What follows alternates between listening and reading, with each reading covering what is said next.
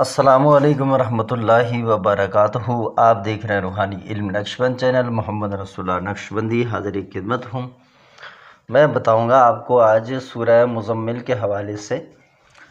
एक शख्स का ख्वाहिश ये भी है कि मैं सूरह मुज़म्मिल से जो कल की हाज़िरी है वो बताऊँ।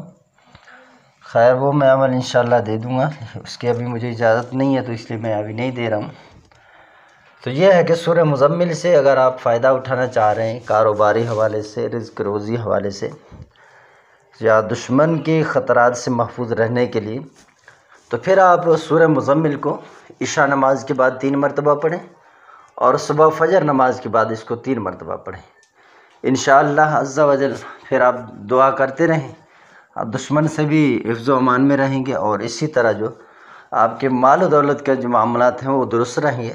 ठीक है, अगर आपके ऊपर जिन्नात के असरात होंगे, घर में असरात होंगे, तो इस सूरत की बरकत से वो सारी चीज़ें इंशाअल्लाह दफ़ा हो जाएंगी।